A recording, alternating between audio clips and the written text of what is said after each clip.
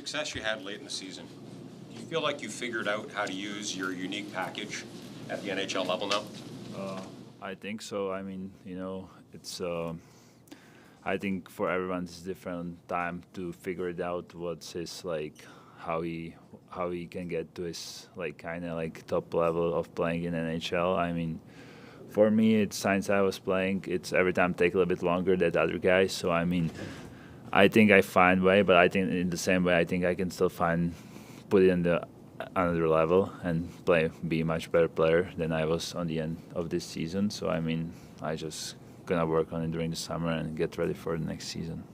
You set the expectation that you're here all season with the Flames? Yeah, I mean, I had that expectation before this season too. So I when I signed the contract, I was like, I want to be in the NHL. Of course, it's takes some time sometimes, but for me, it's next year to come here and be full-time NHL.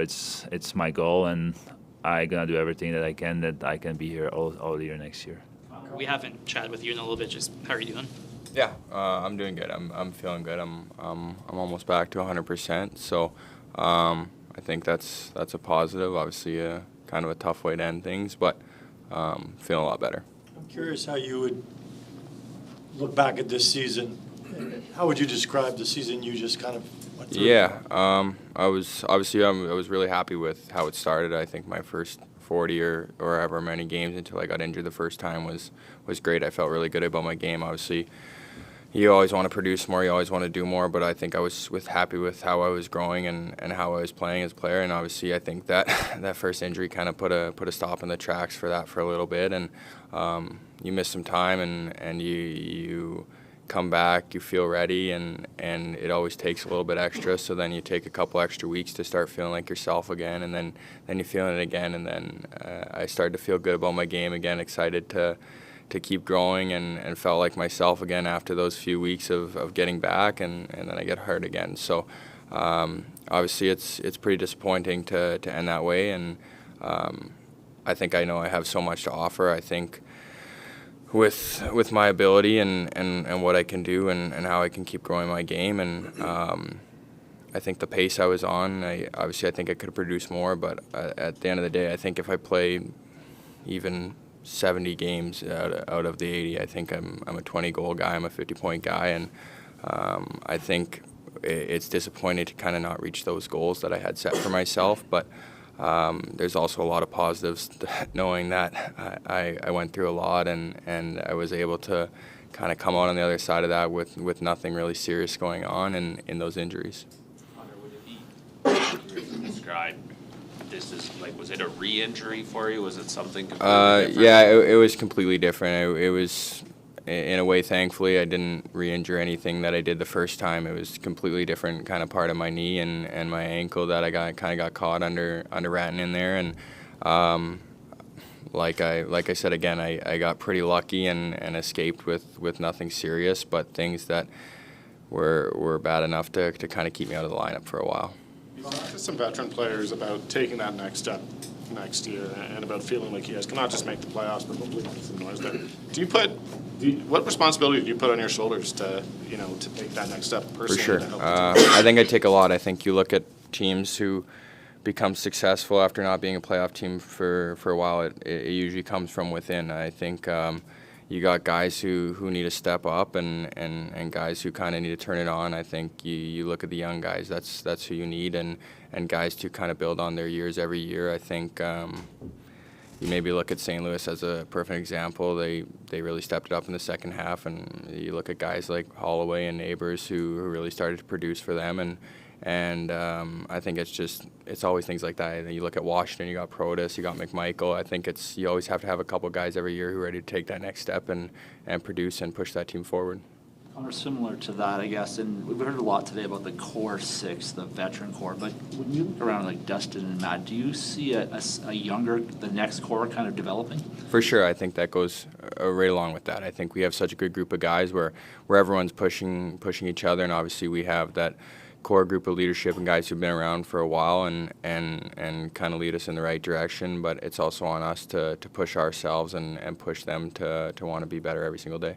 For either of you, how important is it for you guys as the younger court to keep those cultures and those values that the older guys have set going forward? Yeah, it's huge. A team doesn't go in the right direction without a good culture and without good guys in the locker room. If you have a bad team and you don't connect off the ice, you're going to go nowhere in this league or in life, to be honest. So I think it's huge to have a good culture for sure. For either one of you guys, just what did those veterans do to make you young players so comfortable so early?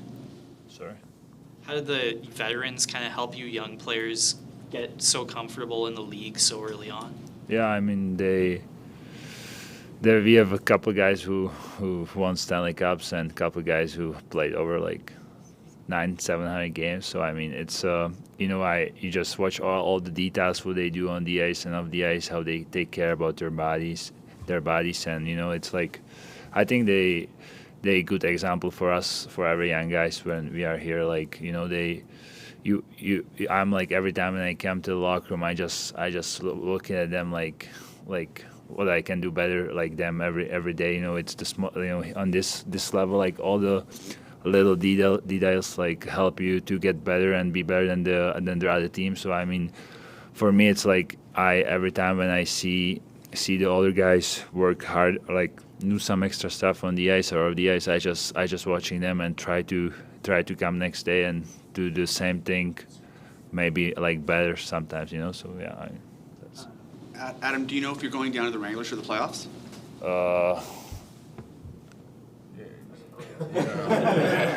Like, I mean, I kind of like talk a little bit about it, but I have to still talk with the management and like they gonna tell me probably more details. So, but if I'm going down, I want to go down to help them to do